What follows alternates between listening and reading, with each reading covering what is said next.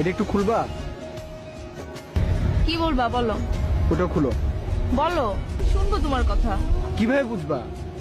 আমি তোমাকে বলবো আমি তোমাকে ভালোবাসি, আমি তোমাকে এদিক দিয়ে শুনবা আর এদিক দিয়ে ভালোবাসি ফেড আউট হয়ে যাবে, কিছু শুনবা না তুমি। দুটাই খুলো। খুললাম, এখন বলো। আমার শরীর খারাপ। কি হয়েছে?